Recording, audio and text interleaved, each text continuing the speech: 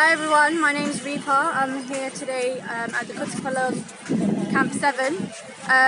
Today we visited a children's space which was built thanks to your help. Toes, head, shoulders, head. Oh! That's quite emotional. This is really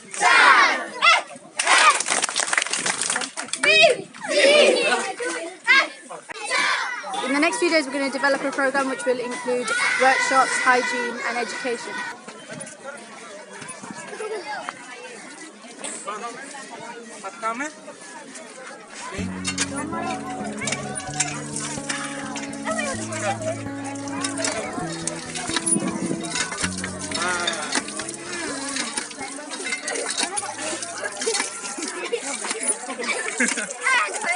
Hi guys, my name is Taslima.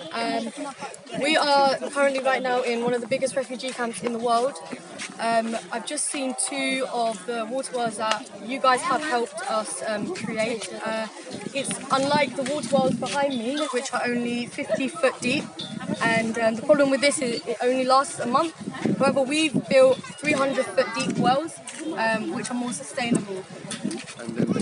One of the biggest concerns that we have is, as you can see, these camps are all on hills. And in about 2 weeks' time, the monsoon is going to come and flood, and these houses won't survive that season. There were smaller tube wells before, which were just extracting surface water. So we've built a couple of deep tube wells here. We're just waiting for the foundation to dry up, but this one will serve probably in the region of about 200 houses, around about 1,000 people. And you can see that's where the tube well is going to be placed. Now, Azbai, how many feet down has it gone? 305. It's gone down 305 feet down, which means that we are getting the cleanest water available for these people.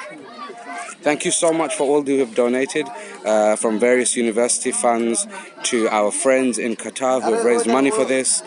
We are endlessly thankful to you, and we will obviously send you the final images once the tube well has been placed. 1,000 people will be receiving water every day of their life thanks to your donations. Oh yeah, she's totally dependent on her husband, and she kept repeating that. She's obviously just like, I have my husband, thank God, so he provides for me. But otherwise, it was a house primarily full of women. They would have been struggling. Even they only had access to a shallow well as well, so water was also an issue. And again, after 5 o'clock here, it gets dark and it can be dangerous. So again, that's going to be really problematic for them traveling far from the water. There's no firewood there. She chops it up herself, and then she carries it on her head. Bearing in mind she has a newborn baby as well, and then she's got 2 other children. So she does all this. Like, there's been days upon days that he hasn't eaten for. Like, he's gone without any meals whatsoever. And then at the same time, it's like he saw his father being killed in front of him in Burma. He was shot in front of him, but he and his wife and his brother and his mother managed to escape. So it's like on a day-to-day basis, he's thinking, what if I had made a different choice? My dad would have been alive. And I was just talking to Rip on the way back. I think the last question I asked him was, what kind of food would you like to have? And he said, the only thing that I crave is yogurt, mishti doi. And I was just saying to Rip on the way back, we were walking back up, and it's like, we're going to go back into an AC car and then go and have lights on, and, we feel really knackered, we feel really emotional today, and all of that kind of stuff. But in about 5 minutes' time, this place is going to be pitch dark. And these people's houses, if you can call them, they don't even have doors. It's like a piece of material. Anyone can come in and out.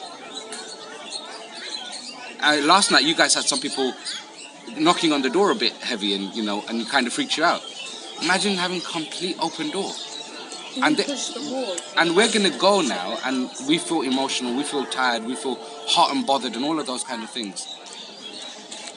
And this is the reality. So at the end of today, I feel like, I've been here so many times, but it just becomes more and more real. It's such a reality that's what we're leaving them to.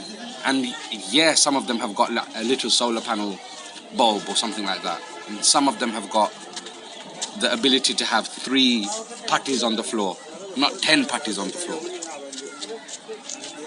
And sometimes we can, when we're doing these forms, go in and say, they're okay. It's not that bad. But we would never accept that for ourselves. And they have no choice but to accept it. Yeah, and you know she's financially stable back in Burma. But now her husband can't take her and he can't come here. So she may never see her husband for the next 20, 30, 40 years. So ultimately she's in charge of 2 young girls and other young children in this house. And she's living with her brother-in-law's wife as well. There's no father-in-law were killed, her parents were killed. So there's kind of that a weirdness of someone who's saying they're okay, but then they're not really. And then how do you support someone like that who says, no, I don't know what food I want, I'm okay? I was going to say, like, I think the biggest thing is that, like, every single family we go to, every single person, they've seen someone die, like, in front of their eyes. They've seen someone, like, decapitated in front of their eyes. And it's like the woman that we just talked to, she was hiding in the forest, in the jungle. She was 4 months pregnant. She was hiding. And she saw, like, girls getting raped. She saw people being killed. She couldn't do anything. She was hiding for herself. She was 4 months pregnant. Every single person, I've seen someone like that. I've seen someone raped. I've seen someone decapitated.